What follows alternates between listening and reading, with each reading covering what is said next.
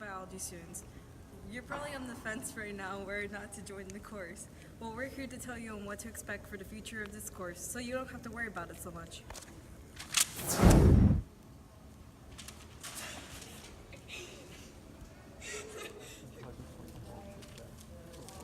So, this course is basically an in-depth review of AP Bio.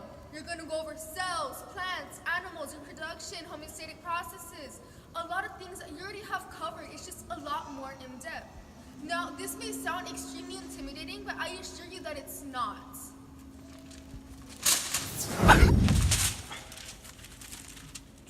AP Bio is comprised into labs, tests, and chapter reviews. During class, you will review the chapters thoroughly with Ms. Campos. If you have any questions, do not hesitate to ask her. And she will ask you to study at home. During your studying time, you'll most likely be either watching videos or reading on your textbook.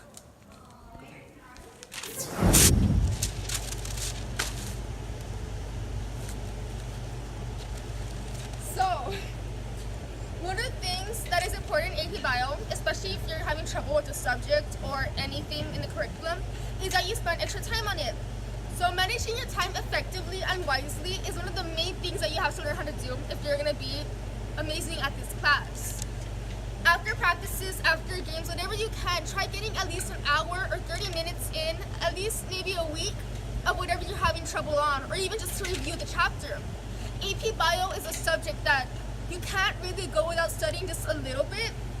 If you do, you'll probably end up with a 70, a 60, maybe an 80 if you're lucky, but if you really want that A, and you're the kind of person who's like A average everywhere, every year, and you really want to be top class or whatever you want to do, you have to put in the extra effort. So, anytime you can, you have the textbook that you guys are going to get out whenever you do, whatever you do, you know. If you don't want to be reading up the textbook, there are also videos. You have what are going to be known as your best friends. You have Bozeman Science, you have Khan Academy, Mr. Anderson. You have a lot of stuff at to your disposal that's sufficient enough for you to learn how to do anything that you want to do and get good grades at it. The tests you're going to be taking might not be difficult, but if you don't study, they're going to be extremely bad. I guess. Okay, I guess the journal is smaller now, and we're inside. How did this happen? Biology. Well, the biology course, it will require you to change and improve some of your work ethics.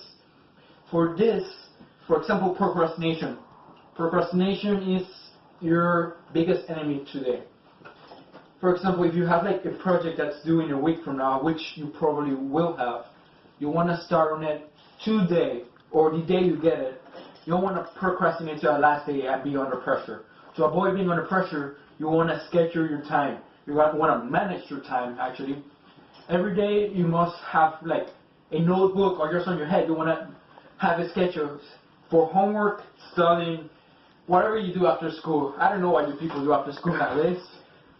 And well, and the course it will be hard on mathematics, especially on algebra side. And for this, you want to get your own personal scientific calculator or a graphing calculator, as long as it's allowed on the test. You can ask Ms. Campos which calculators are allowed in the test and which ones are not. Personally, I have a Casio calculator which works perfectly. It's very good calculator. I recommend it. I'm not promoting it, by the way. And you want to get to know your graphs, because on the test you will see at least one graph somewhere. You want to know what kind of graph it is, the name of the graph, what it is for, and how can you apply it. And you also want to know your formulas. You're gonna get a formula sheet, and you want to know how to use the formulas. You don't really have to memorize the formulas themselves. They'll be provided during the test, but you can do it anyways as you want. I mean, you can do whatever. It's a free country. And for homework, finally, you don't want to procrastinate for that either, and you will sometimes get homework from the book. If you get the book, I do not recommend. You better use your book, because there will be parts on the test you'll give that will have pieces of the book, like exact words. And for homework, you're going to have to like read through the book and transfer it. You'll see this once you start taking the class for like the first 2 weeks. And you can always use the internet for help for the homework but do not copy exact words from the internet. This can actually affect you during the test. I mean, some of us are just good at visual learners, for example, Miss Campos, and, well, you want to see what you're writing, like the graphs and stuff that's provided by the book. Something from Quizlet on the internet, it's not provided in the book. So, yeah, sure, whatever. Oh yeah, here we go. Well, in the past few minutes, we have been able to comprehend some of the things that are on the course. And personally, I want to challenge you to take the course. Because if you're able to pass the AP exam, you can get college credit, which can help you in many of your careers. Most of the careers which require biology. If you're watching this today, I want you to know that you're capable of taking the course. Not only that, but also passing the exam. Thank you. Good luck. Good luck.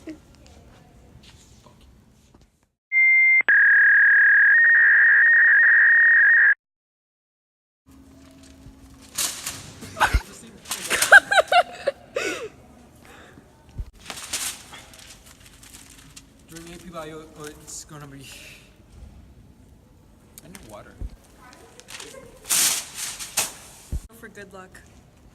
I'm not doing this. Are you recording? So, okay, never mind. Cut it off. Continue. Bad. There. Okay, stop.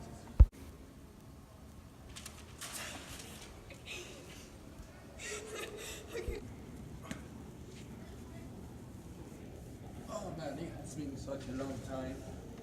Oh, I forgot how to do this.